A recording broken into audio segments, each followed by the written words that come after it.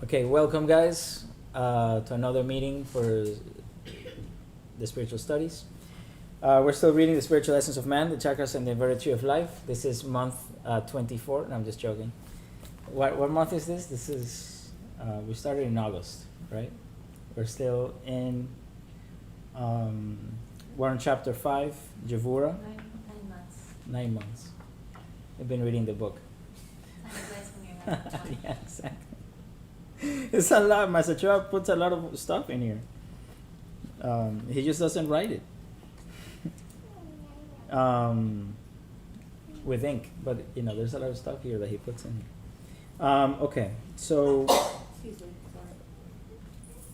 we left last time on the emotional permanent seed, correct? I think we covered the emotional permanent seed,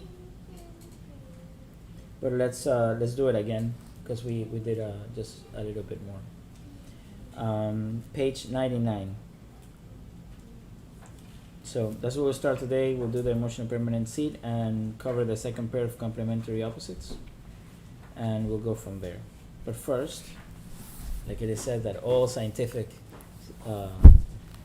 study and work should be preceded by an invocation, right, or a prayer. So let's just do a quick invocation.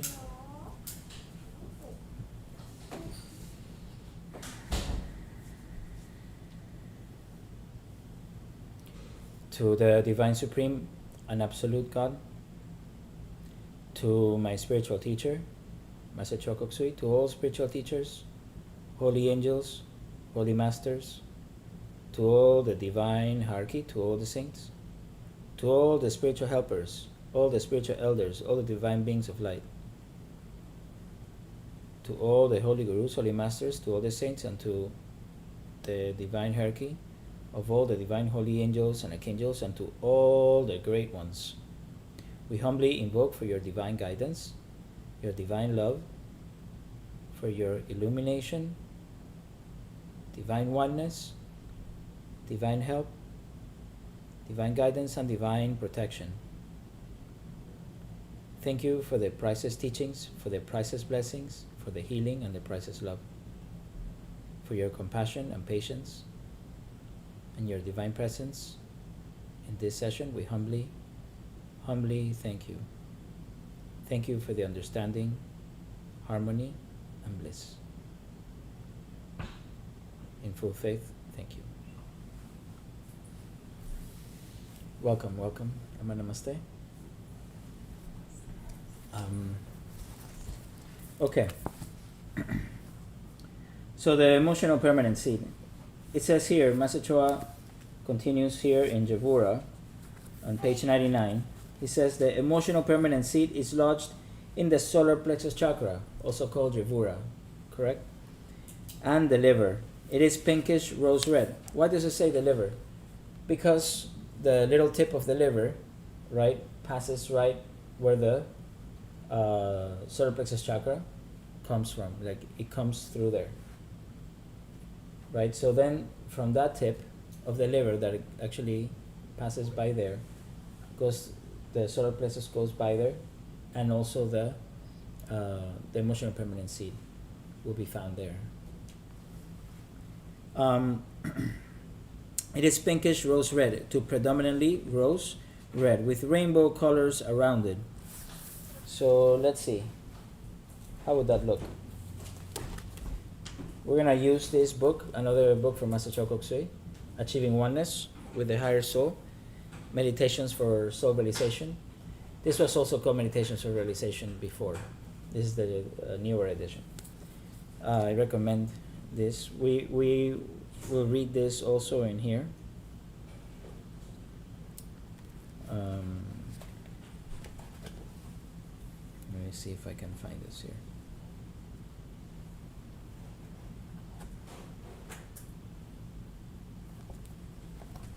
Okay, so this is a rendition of the emotional permanent seed. It says, predominantly rose red, right, with rainbow colors around it.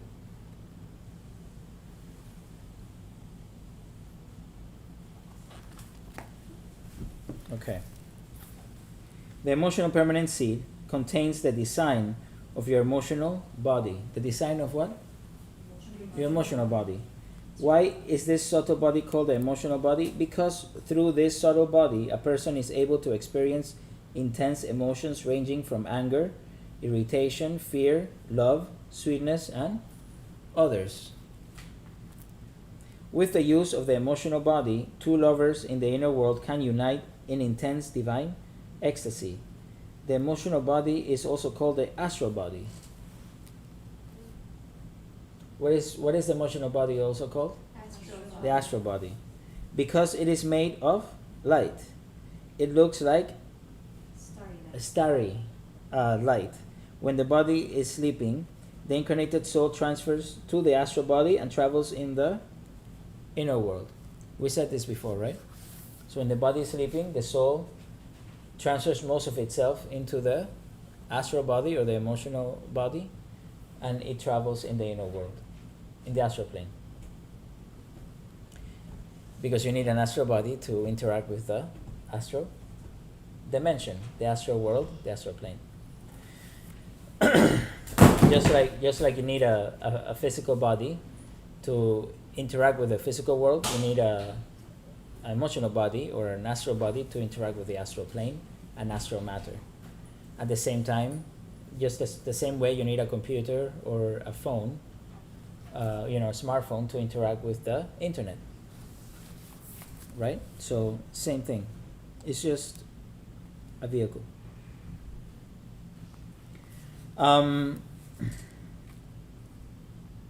Okay. Let me just see if I can find something else here.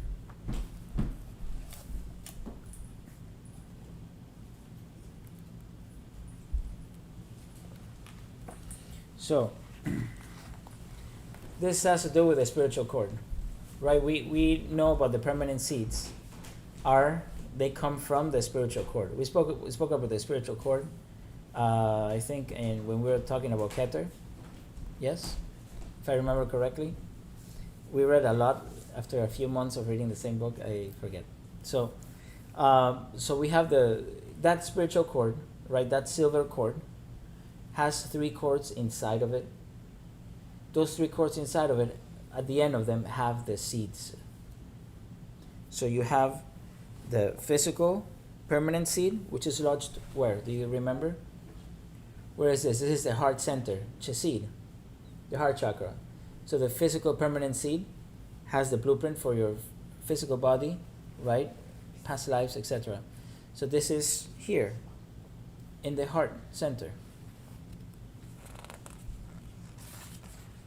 Then you have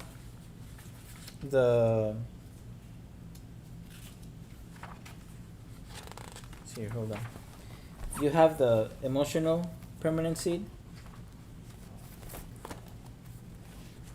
Rose red, right? This is in the solar plexus. It's lodged in the solar plexus chakra, which has the blueprint for your emotional body. And then you have the mental permanent seed, right?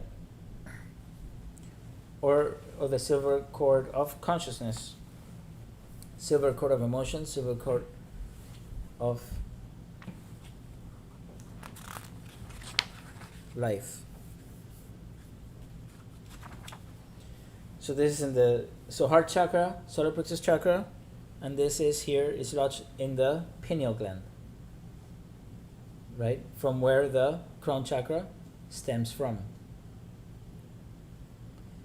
This is the diamond, right? From the mantra Om Mani Padme Hum, right? Om Mani Padme Hum. Have you guys heard of that mantra before? Yes? No? This is a very famous mantra. It's a mantra of compassion. It's one of the first initiations of Buddha Avalokiteshvara in the Tibetan tradition. It's very famous because it's one of the mantras that are given as a first initiations, and it's also a mantra that is repeated for compassion. It's the mantra for Bodhisattva Avalokiteshvara, also known as Buddha Avalokiteshvara, or the Buddha of infinite compassion. Yes?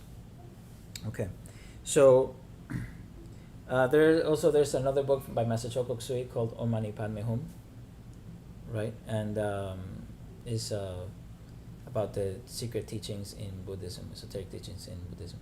It's a very special book, but it refers to this, to the diamond inside the lotus flower. What is the diamond inside the lotus flower? This. Why diamond? Because this is very precious. So the blue pearl, also known as the blue pearl, is very, very precious. The mental permanent seed, or the silver cord of consciousness. Because through here, this is like a computer terminal that goes straight into your higher soul. So all these three permanent seeds, why are they called permanent seeds? Permanent is because they are just that, relatively permanent, because through your different lifetimes they come in. When the soul leaves the physical body, the seeds also leave. They retract back into the incarnated soul, right? And they disconnect from the physical body, the emotional body, and the mental body. What is the order in which they come in? There is yes. We can talk a lot about the seeds, but it's yes, it's a good question. What is the other? If we continue reading, we'll find out. Not in this book, but in probably this one, and in others we'll find out about them. More about the physical permanent seeds. But through the permanent seeds, our different bodies start becoming. So look, it goes from let's just go like this. Everything happens from less subtle to more. So from more subtle to less subtle, right? To more dense. So first is the more subtle, and it finalizes with the most dense. So if you have that in mind, everything comes from the more subtle dimensions and planes and existence, right? And then the physical plane or the physical dimension is the last plane, right? Or it goes from subtle to dense. So if you know that, then you already know the order of the seeds. That's how they come in. So, because the physical body is the last body that becomes formed, right? So when the vehicle is formed, the physical body is the last one to become formed. Okay. So at least we saw that. So, but they are permanent because they are retracted. You use them through different incarnations. That's why it has the blueprint from, like one of them has the blueprint from your past lives, and it has all the record for your past lives, etc., etc. And then those blueprints are also there so that they can help you in whatever you need to work on in this lifetime. So, that's the emotional permanent seed is there. So something that is very important about about Gevurah, right? So and it's something very, very important.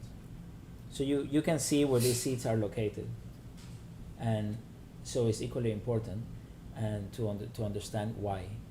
Why is it that they're located in these places? And why is it that the physical permanent seed is in the heart center? Isn't the heart center the center for higher emotions? And why isn't the emotional permanent seed lodged there? Why is it that the emotional permanent seed is lodged in the solar plexus center, which is the center for lower emotions?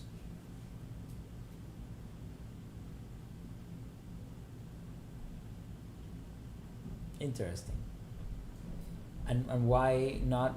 I mean, shouldn't the physical permanent seed, right, be lodged in at least in the basic chakra, which is the center for, you know, the osteomuscular system, all the skeletal system, the muscular system has to do with the basic chakra. Is the chakra that is the most dense. Why isn't that seed there? It's a good, you know, that's something to think about. Okay. So, okay. I'll say this. I'll say this much. So, remember, this permanent seeds come from. So, these permanent seeds come from a higher plane, right, and a higher vibration. So these permanent seeds are not physical in nature.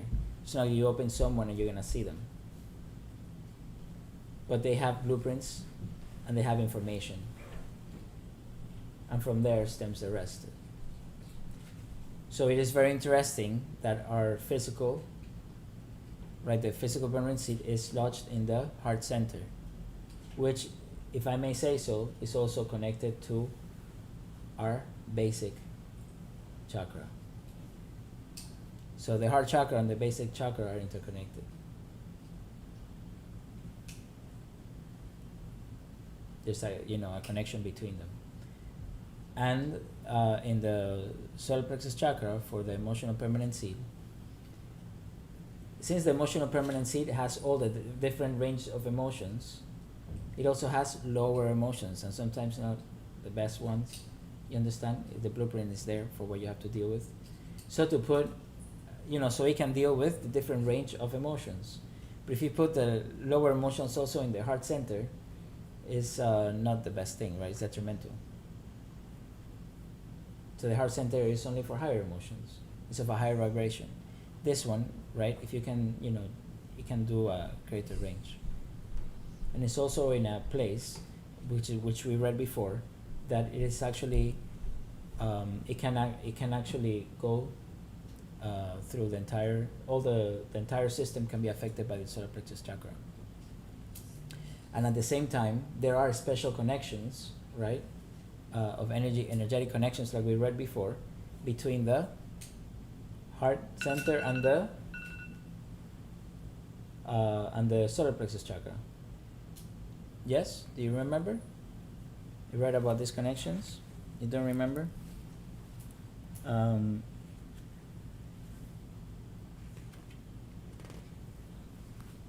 Okay, let's look in page 96.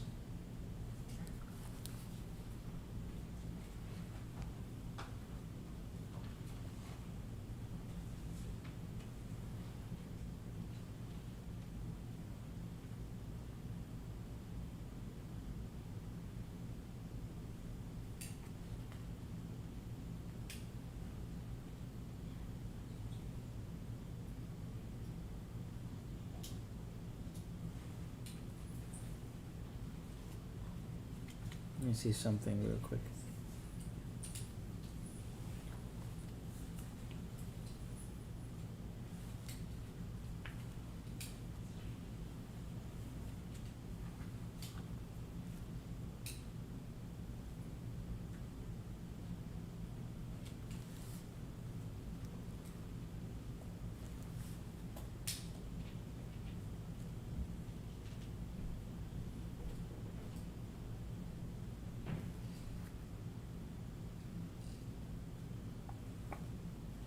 I'll look it up for you guys, but if you go to page 96, it says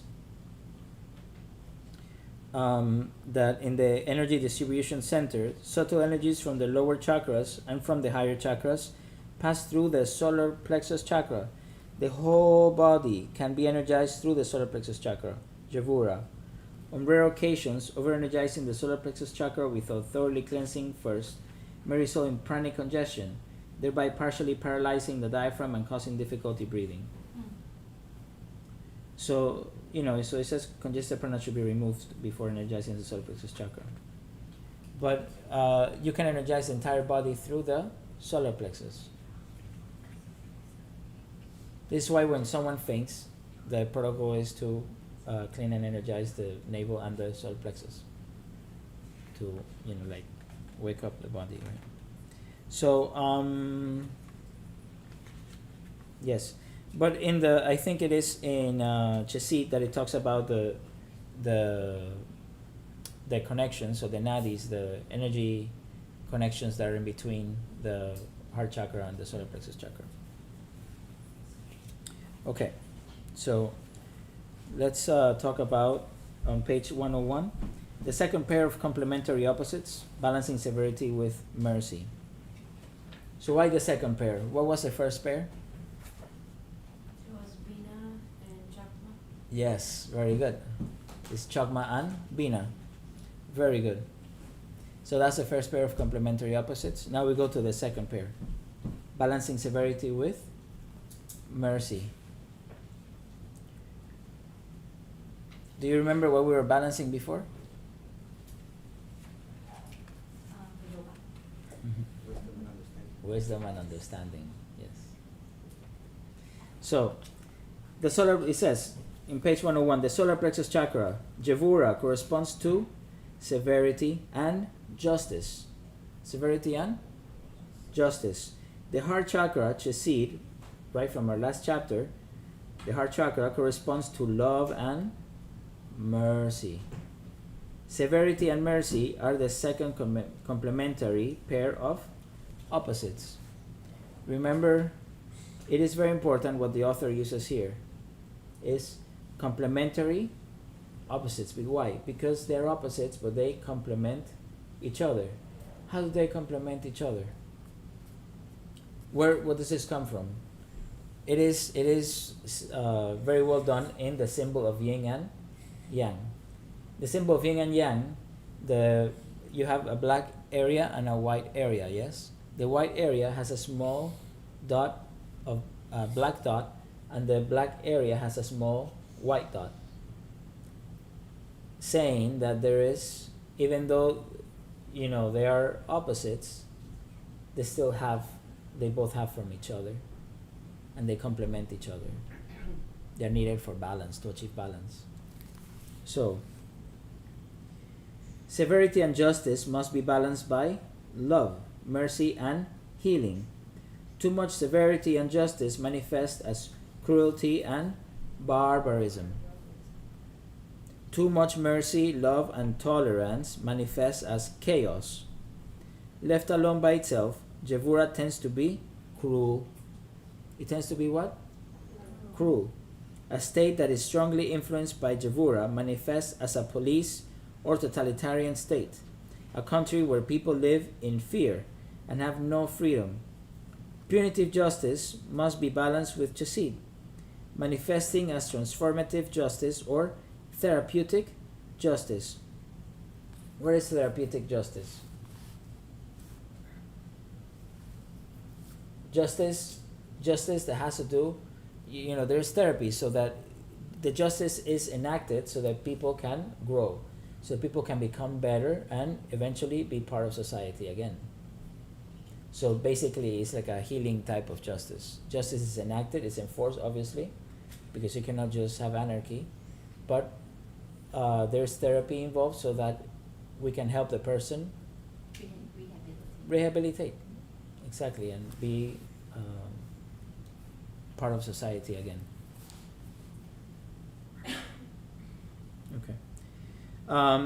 Politicians and lawmakers should realize by now that people who break the law are not really bad.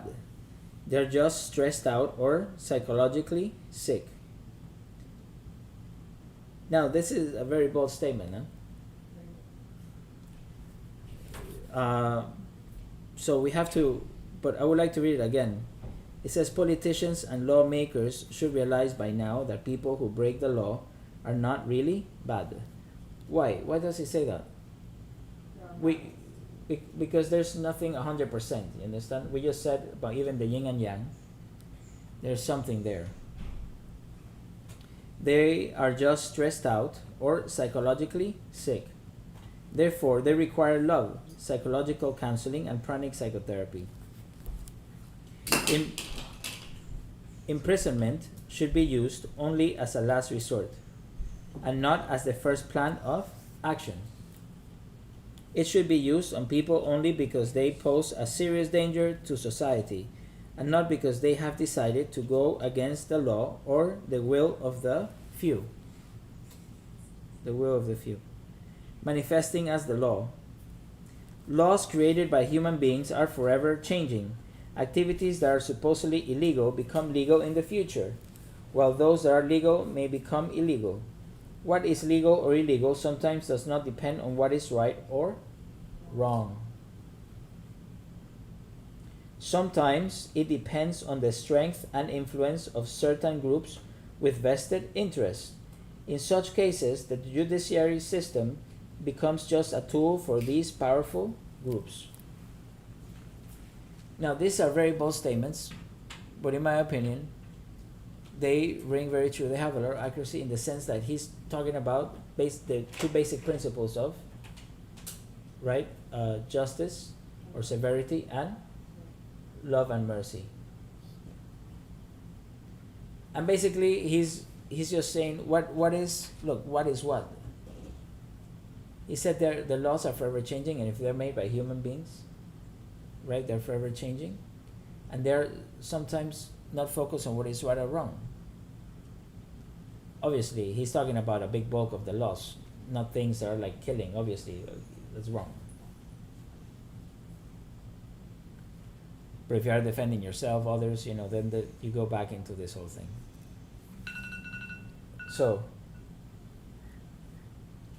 excuse me. But I like these statements and these how he's talking about this whole thing. Now, do you guys have any questions on this? No? Okay. The Pentagram and Javora. Well, this year, because this generally creates debate, so that's why. But if not, leave in the comments. We would like to read them. Yeah, go ahead. What? Are we going to talk about the virtues? The virtues. Corresponding to what we just read. Like what? Virtues that have to do with what's right and wrong and how to. So the virtues. The virtues are actually stated later in the book. At least the 5 virtues that Master Choa generally talks about, which are encompassing of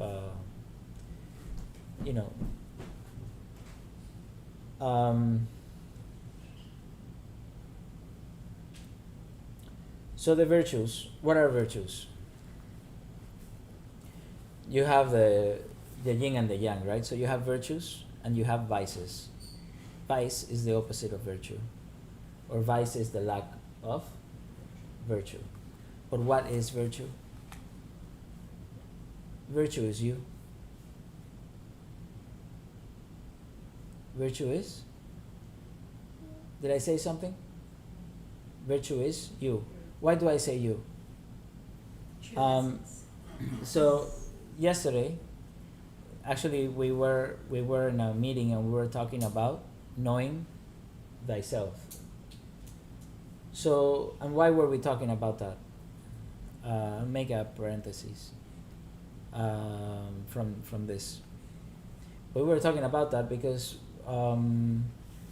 there's a lot of talk right now about beings from other worlds, right? Sometimes called extraterrestrials, etc., aliens. Even though I like those terms, because I don't think they're accurate to describe these beings from otherworldly beings.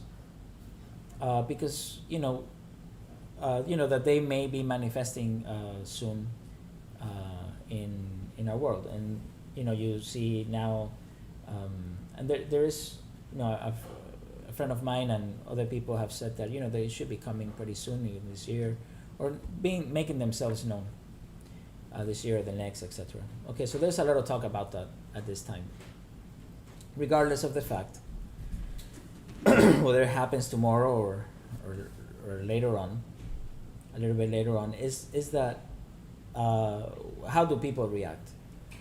And the whole question yesterday was how would the world react to this kind of phenomenon? Have they been here before, etc., all these things. So talking about that, it was said that the thing is that to be able to understand these situations, to be able to go through these situations and cope with these situations is we need to first understand who we are. Because the whole issue is that we see these otherworldly beings as different from us. Whether they look the same as us physically or they look different physically, it doesn't matter. Because if we understand who we truly are, what is our true nature? What is the true nature of our being? Are we the physical body? No? So then what are we? The soul. We're the soul. Very good. So we're the soul, right? And if we're the soul doesn't look like this. Right? Looks like light. It looks like light. Exactly. That's 8 years old. So it looks like light. So if it looks like, so if you're a soul, it looks like light or like a sun. Then the same, all these otherworldly beings also have souls that look the same.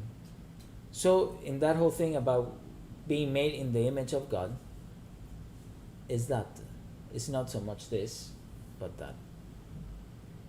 The image of God is all things. Is this brilliance, this whole effulgence. It has no form. Right? It's formless. It's beyond any concept. Not limited by anything. Beyond light. Beyond names, beyond forms, beyond everything. It's something that it's unfathomable. We cannot talk about it. And that is how we're all the same.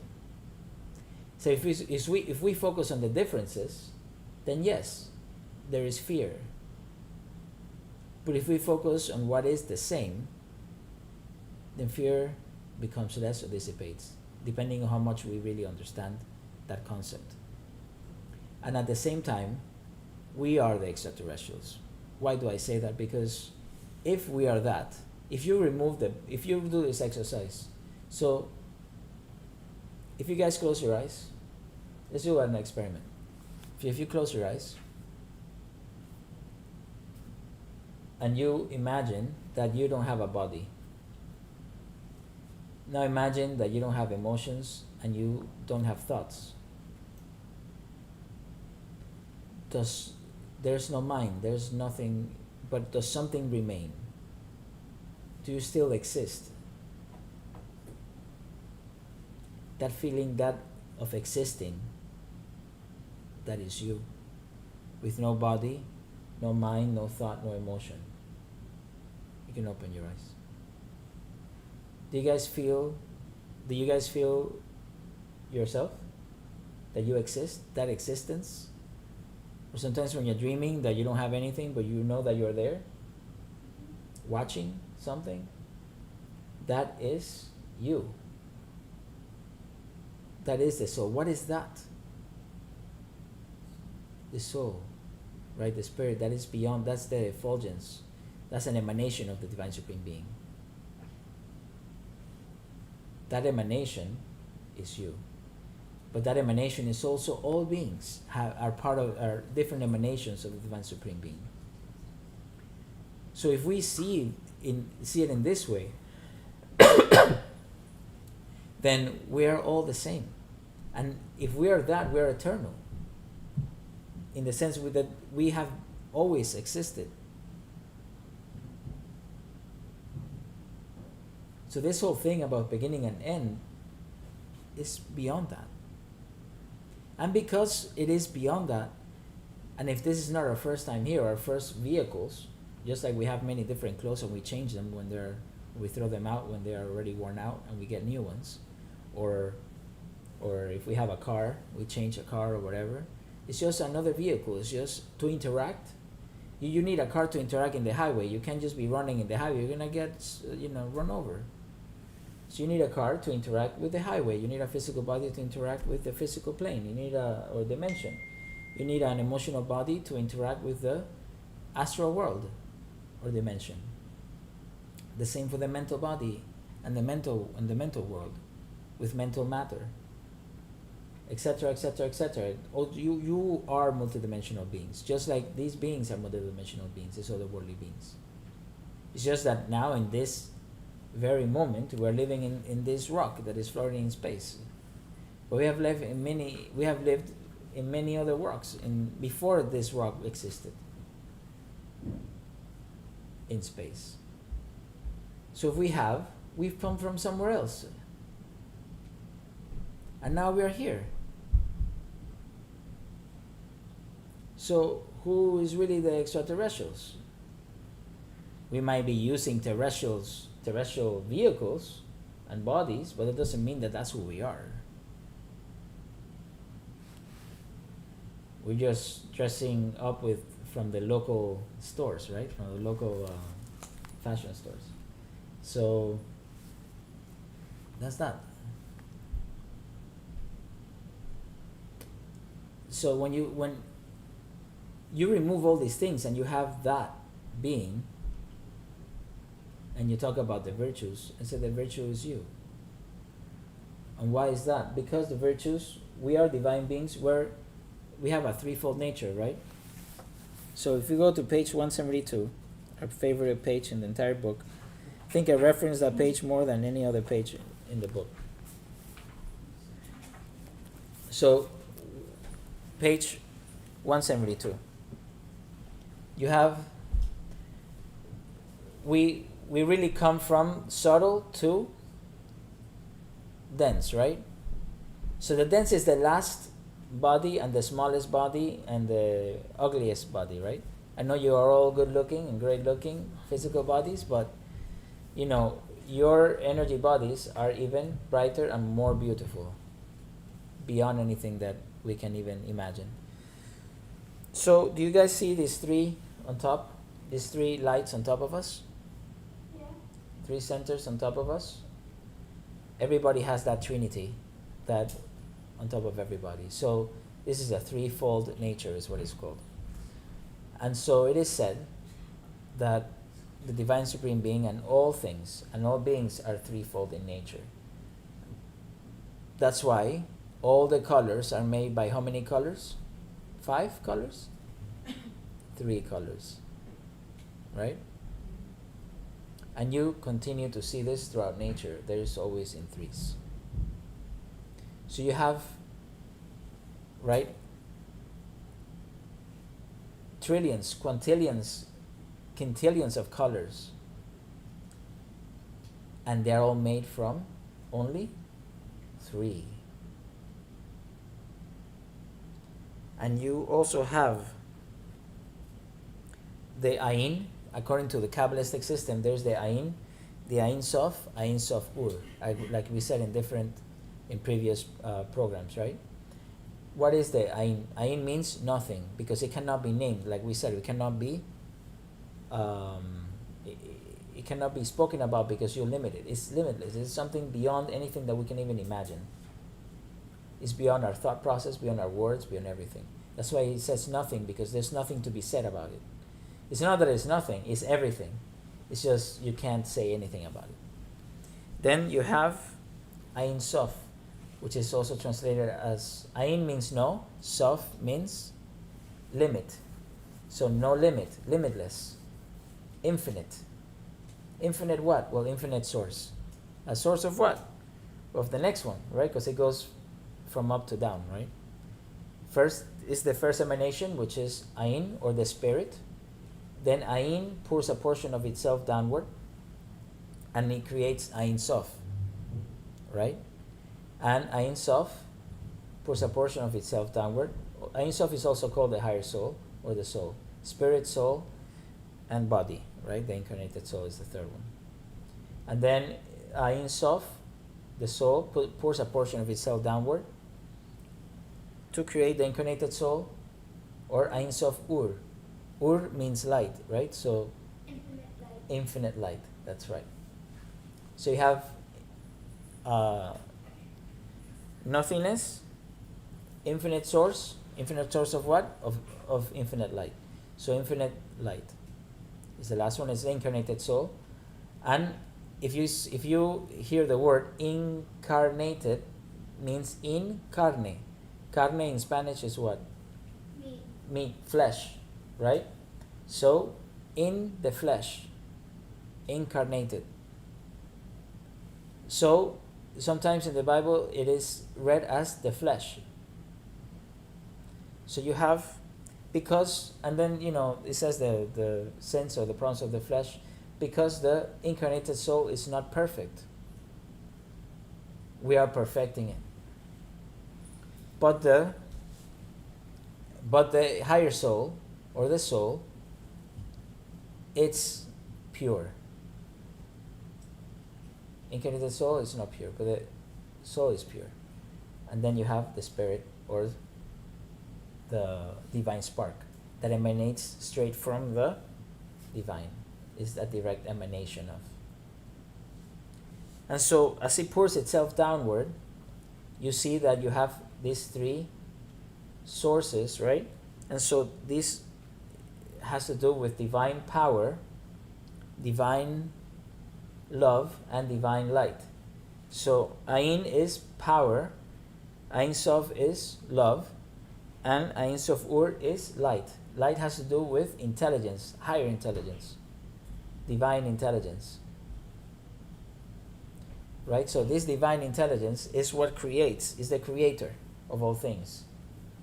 So you have the creator of everything else, of the body, of the different chakras, everything else. Just like there are chakras and there's a body here in the physical world, as it is above, so below, and vice versa. So the same, if we understand ourselves, we understand the universe, because the universe also has a creating aspect, a loving aspect, which preserves and maintains all things, and a power aspect, which is creative destruction, or a willful aspect. Where does power come from? From willpower.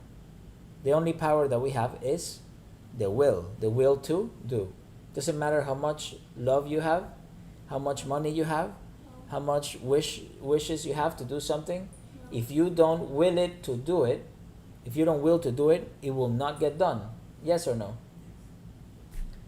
So if it's not willed, so that's why it's the first. That is also known as the Father, the Son, and the Holy Spirit in the Christian tradition. That's what this is. The Father, the Son, and the Holy Spirit. Holy Spirit, right? The Lord, the giver of life, who proceeds from the Father and the Son. From the Father and the Son, He is worshipped and glorified. He has spoken through the prophets. All this is the divine intelligence. Why? Because He's the one that gives life, right? The Creator, right? Of when He is the Son of the Holy Spirit. So but in you have the love aspect and you have the will aspect, the will that it has to get done. That comes from the Father, right? It's ray 1, ray 2, ray 3. So from power, from willpower comes, but this is you. This is your true nature. So anything that is not willpower, divine willpower, divine love, or divine intelligence is not you. That's just the personality. That's just a mixing of your different bodies, of your physical body, your emotional body, your mental body, etc. That is the personality. But in reality, if the expression that comes out of you is not about willpower, it's not about divine love, or it's not about divine intelligence, it's not you. So why do I say that you are virtue? Because from the ray 1, or divine power, comes two virtues: constancy of aim and effort, and non-laziness. Constancy of aim, constancy of effort, and non-laziness. If you have constancy of aim, right? So if I have the book here and I say, okay, I'm going to touch this book. I'm going to touch this book, but look at this other book. I'm going to touch this one. No, maybe I should touch this, or maybe that, or my nose. You don't have constancy of aim. You have constancy of effort because you're constantly trying to touch something, but you don't have constancy of aim. So you're never going to touch anything. Your whole thing is all over the place. If you have constancy, but you have constancy of effort, if you don't have constancy of effort and you say, I'm going to touch this book, I'm going to touch this book, I'm going to touch this book, you have constancy of aim, but you don't do anything. No effort. You have willpower because you're just focus on this book, but you don't put effort into it, you're never gonna touch it. Now if you say, I'm gonna touch this book, and you go like this, I had constancy of aim and constancy of effort. That achieves the impossible. You can achieve anything you want. What is the vice? Laziness. Neither constancy of aim nor constancy of effort. So, constancy of aim and effort and non-laziness. That's will comes from willpower. It doesn't come from love. It doesn't come from intelligence. It comes from will. The other virtue that comes from will is moderation and non-excessiveness. Balance. Super easy, right? Okay, maybe not so easy. So you have to be able to balance everything. You need willpower. To be, to balance love with severity, to do everything, you need willpower. To eat that little piece of cake or not, you need willpower, right? You need to balance whether you get a little pound or not. Maybe you don't have to be so strict, but maybe you need to be a little more strict, like that. So that balance, that moderation, and what is the vice? Excessiveness. To not be excessive. So moderation and non-excessiveness comes from ray 1, power. Now, divine love. What is the virtue of loving kindness and non-injury? That comes from the ray of love. Loving kindness and non-injury. Do not injure others. Do not injure with words. Do not injure with physically. Do not injure energetically. Do not injure mentally. Don't think bad about anyone. Don't speak bad about anyone. Don't do harm to anyone or anything. That's harmlessness, ahimsa, loving kindness. Be lovingly kind to all. Let your speech be lovingly kind. Let your actions be lovingly kind. Be loving and kind. What is the vice? Injury, right? So loving kindness and non-injury. Then from the other ray of love comes generosity. And what is the vice with giving? To take, right? So what is that? Stealing. Do not steal. So generosity and non-stealing. So when you are generous and kind, you don't steal. So don't steal at the physical level. Don't take things that are not yours. But also don't take ideas that are not yours at the mental level. Or the whole thing, what is this? Intellectual property? Right? People make music, make videos, make all these things. But people download them, or just because everybody does it doesn't mean it's okay. That's something that someone created. It feeds and helps a whole industry of people. You understand? But if people pirate it, it doesn't matter whether the companies or whoever did it has a lot of money or not. It's not yours. It is their creation. If they want to charge for the creation, that is their right. So when we download or when we do all these things, copyright protected things, it's intellectual property. We're stealing. But because everybody does it, it's okay? No. Generosity. Be generous. Help all. You will always be helped. That comes from the ray of love, to give, to share,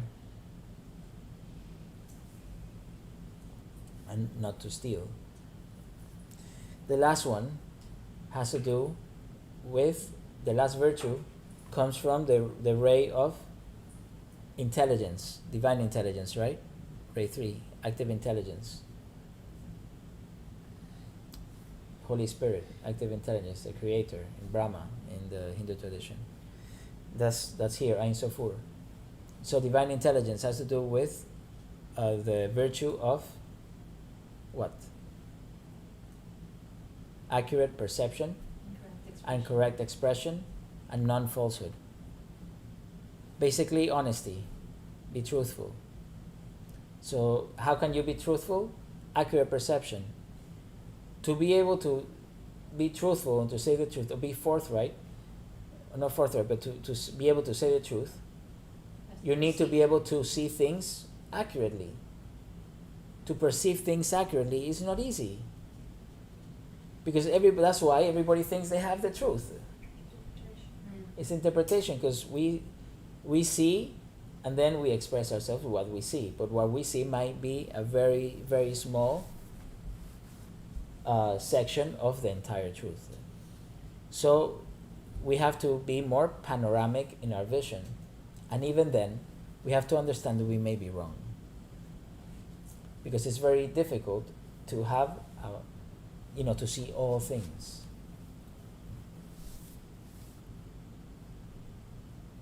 So, because there are many, that's why they say there are many levels of truth.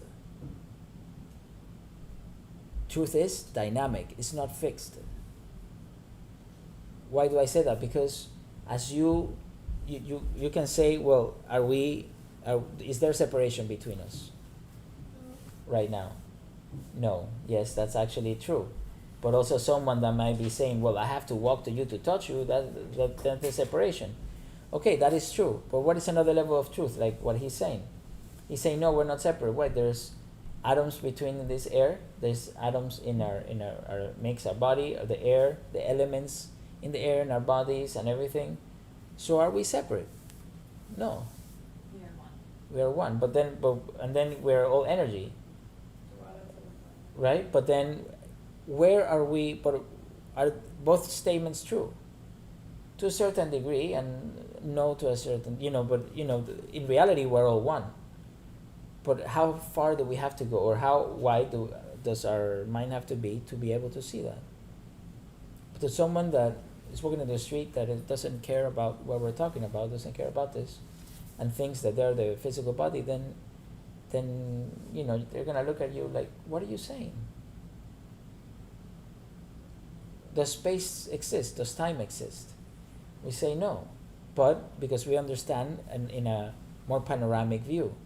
But someone says, well, I have to get up in the morning at 7 a.m., it's like that's the time. So there are many levels of truth. That's why truth is dynamic. It has to do with the perception. That's why accurate perception is very crucial and important. Because if your perception is not accurate, your expression will be false or will be inaccurate. So accurate perception and correct expression. Your expression must be correct. Because even if you have accurate perception, but your expression is incorrect, you'll make others see something that is not true. And if you make others see something that is not true, the karma is that you will not see the truth when you seek it. And it will be there staring down at you, in front of you, and you will not see it. So if you want to learn more, if you want to see the truth, be truthful. Accurate perception and correct expression and non-falsehood. Now, to do all these virtues, master them, and do them all at all the many different levels of existence is very difficult. At least I fail on doing the virtues every day. At some level, at some point. Because there are many different levels, right? And there are levels that are so subtle that we don't even know what we're doing. But as children grow and they realize things, so too we grow spiritually and realize things as spiritual children that we are. So, you asked about virtue. There is virtue. So, when I say that what is virtue, and I say you are virtue, is because unless you are divine power, divine love, and divine light, unless what you're expressing is not that, your expression is nothing, then it's not you. But if your expression is that, then it's you. And what is that expression? As you can see, divine power, divine love, and divine light has many ramifications. And how those ramifications is virtue. So virtue is an expression of yourself, is you, your true self.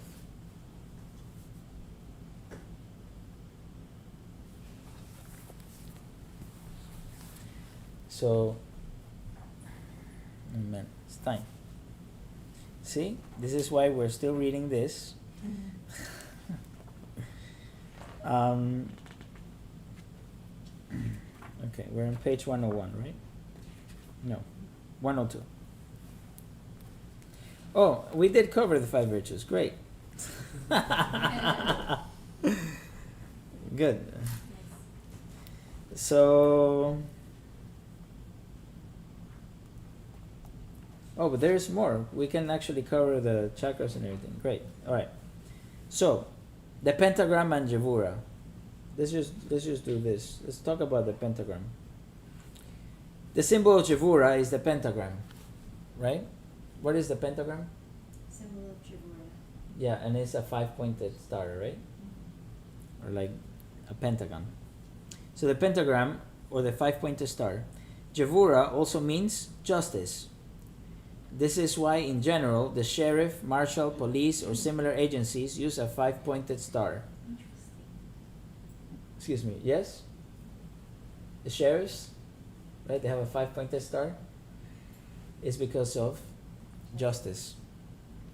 The scale of justice has also 5 points. When the points are connected, they form a 5-pointed star or pentagram. Do you guys seen that? If you have a scale, you know the scale, right, of justice. Do you guys seen the scale of justice? It's a little stick like this, right, like that. And then it has, it's like a T, right? And it has 2 scales. If you look at the scales, it is actually a 5-pointed star. So this is why. So you're saying the scales of justice, if you draw, it's like a 5-pointed star. That's what he's saying. Gevurah is severity and strength, manifesting as military power. Manifesting as military power. This is why the military headquarters of the United States is housed in a pentagon. A pentagon is actually a pentagram. Okay. He's just saying he's just saying why, right? He's linking the symbol to this chakra. Now, the pentagram and the 5 virtues. According to Omran M. Ivanhov, in his book New Light on the Gospels, the pentagram corresponds to the 5 virtues, which are symbolized by the 5 wise maidens in Matthew. Yes? Matthew 25, 1 through 13. The 5 foolish maidens corresponds to the 5 vices or weaknesses. How many fingers do you have? 5. That's in one hand? 5. Very good. Interesting. Well, it's very interesting. What a coincidence. The 5 virtues correspond to the 5 Sephiroth with Bina and Da'at considered as 1. The lack of development of these Sephiroth or chakras manifests as opposites of these 5 virtues. The 5 wise maidens that correspond to the 5 virtues are goodness or goodwill, Keter, wisdom, Chokma, truth, Bina and Da'at. Why are Bina and Da'at together? That is the hidden. Yes, but why are they together? Yeah, because it's the hidden, obviously. But why are they together?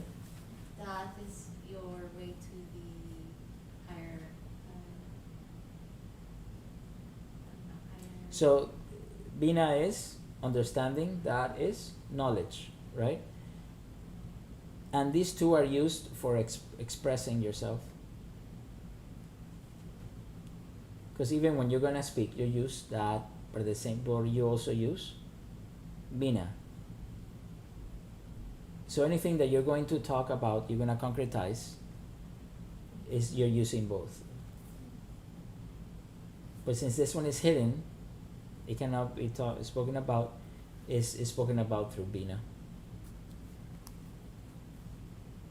That's why the chapters in the book go chapter 1, chapter 2, chapter 3, chapter 11, chapter 4 and 5, because this is the hidden one, and it's given the number 11. Yes. I'll ask you. Tell me what. No, it's not that much. Related? Yeah, it's related, but we haven't. Ask it, and then ask it at least so people can hear it, and then I won't answer it. No, I was just gonna ask you.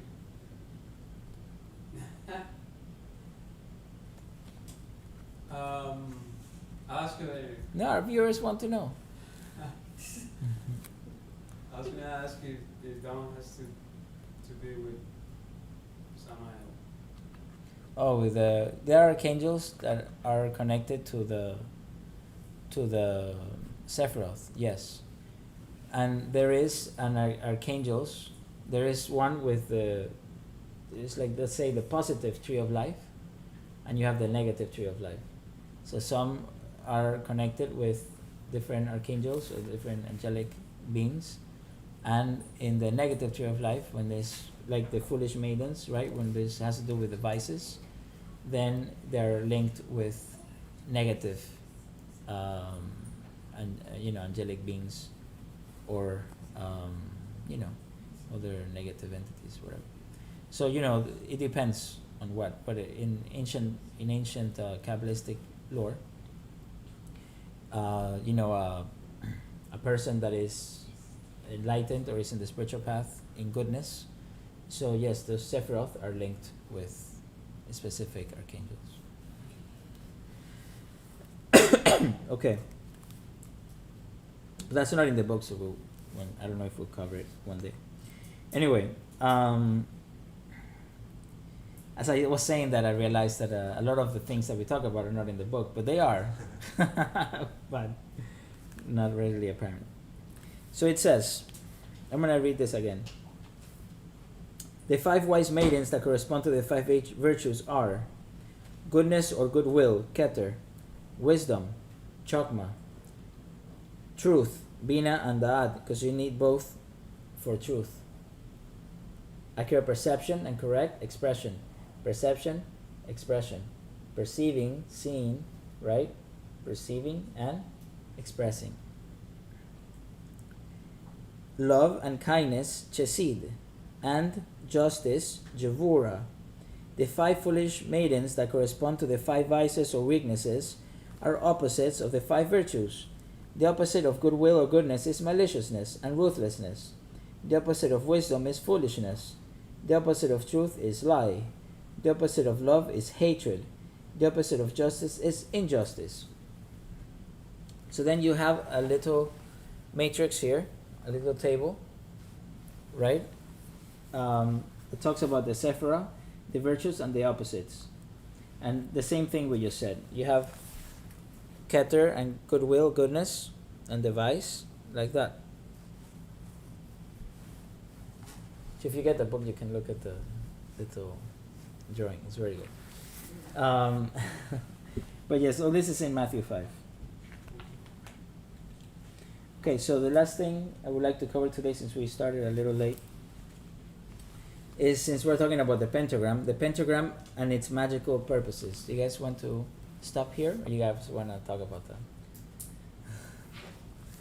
Okay. You guys want to stop? No? Stop? We stop? You guys want to cover the magical purposes of the pentagram? Okay. So, the pentagram can also be used for magical purposes. Good. Okay. That's it. That's great.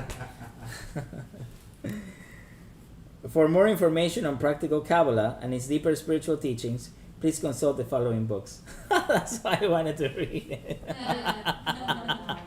It was basically what I just said. It says, number 1, Kol Adonai, Manual of Practical Kabbalah and Gestalt, Mysticism by Albert L. Schutz, 2nd edition. Kosher Yoga, The Kabbalistic Roots of Western Mysticism by Albert Schutz and Hilda W. de Chaps, 2nd edition. Exodus, The Kabbalistic Bible by Albert Schutz. The Practice of Magical Evocation by Franz Barden. All these are great books, and they're actually in the list of books for us to cover. So, yes. Number 5, The Key to the True Kabbalah by Franz Barden. Number 6, Initiation into Hermetics by Franz Barden. Number 7, 72 Names of God, Technology for the Soul by Rabbi Yehuda Berg, Kabbalah Center International. Okay, so what is he trying to tell you? There's lots to learn. Yes, but he's talking about the pentagram and its magical purposes. Are there magical? He's basically saying the pentagram can also be used for magical purposes. And he's giving you the different purposes here and the different ways that you can use the pentagram and why. But since we is here and so that you have something,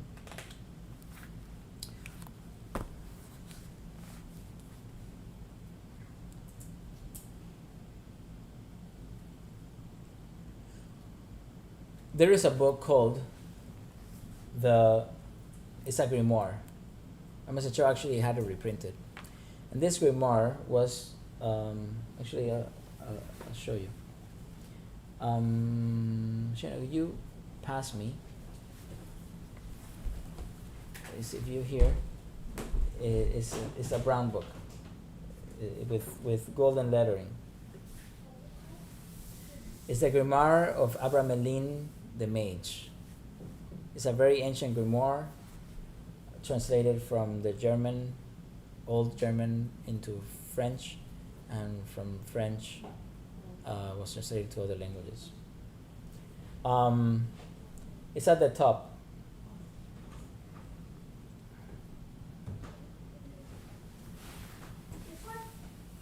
Yes.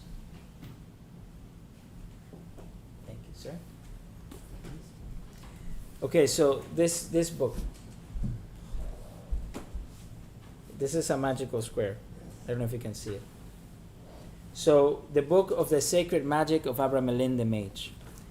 This was reprinted by the Institute for Inner Studies, right? It was a reprint done by Master Choa. It looks like it, right? So, magical squares. We'll talk about them one day.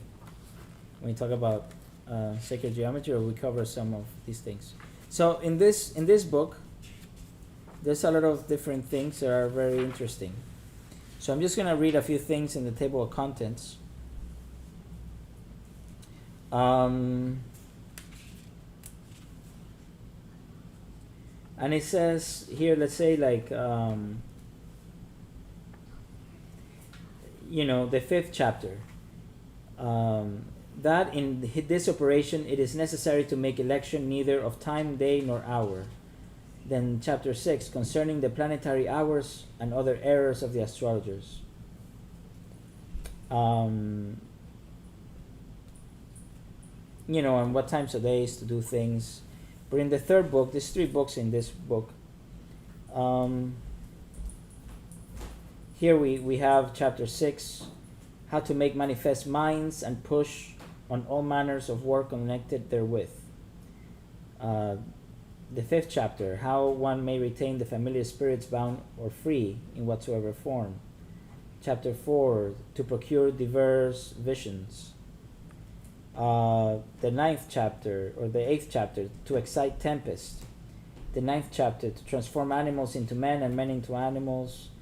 The 10th chapter, to prevent all operations of necromancy and magic from producing any effect except the operations of the Kabbalah and of this sacred magic. 11th chapter, to cause to be brought to one any kind of book, or whether lost or stolen. To know 12th chapter, to know secrets, and especially those of any person. The 13th chapter, all these things. How to fly in the air, to heal diverse maladies.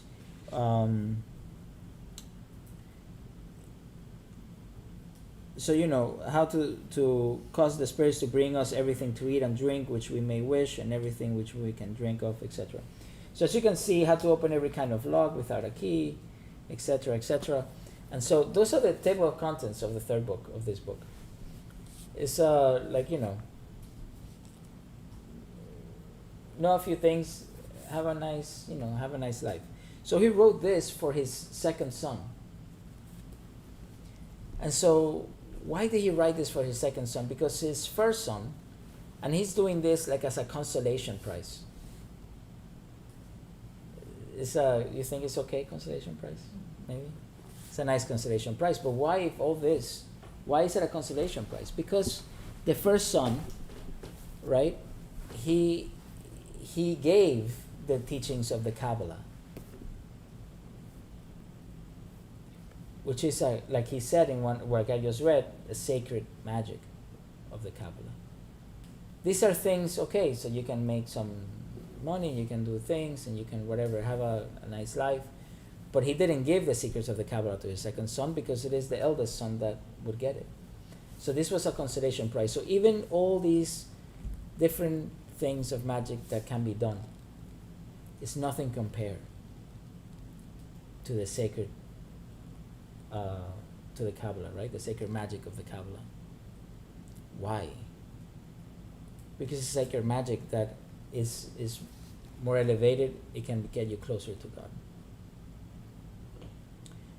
And so, and that's, the pentagram is used in different things in Kabbalah and whatever, but I'll tell you even something even greater. But greater than the Kabbalah is yourself. And greater than any magic and any power or anything that you can imagine, it's not really that important, because greater than that is knowing yourself. You are that greater magic. You as your true nature. And so what we cover today, the 5 virtues, and how they're related to yourself, and that you are the virtues, knowing that covers the pentagram and its magical purposes. Thank you. But because greater than this and the secret magic is you, knowing, because there's nothing greater than the Divine Supreme Being, and you're an emanation of that, and we're one with that. We're one with all, which is God. And there's nothing greater than that. And so what is virtue? Virtue is you. And what is a greater magic of the what is the greatest thing that a pentagram can be used is for that, for understanding yourself. So pentagram and its magical purposes, we just did that today in its greatest form. It's you. So that's it. So next week we'll just finish this chapter, because we have the Chinese and Indian correspondence of Gevurah, the 5th commandment, and the divine name of Gevurah. And then we are going to cover a very special chapter also. All these chapters are special. We'll cover beauty and the golden ball, Tiferet. Right? Beauty and the golden ball, Tiferet. And this has to do with the creation of the golden body. So stay tuned for next week so we can finish Gevurah and go right into Tiferet and the golden body, or as it says here, beauty and the golden ball. Tiferet means beauty. So that's it. Thank you for coming. Shall we close? Yeah? Okay.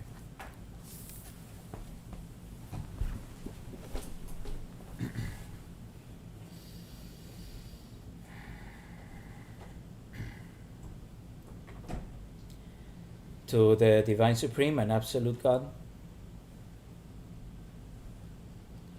to my spiritual teacher, Master Choa Kok Sui, to all the spiritual teachers, holy angels, holy masters, to all the saints, to the Divine Lord Christ,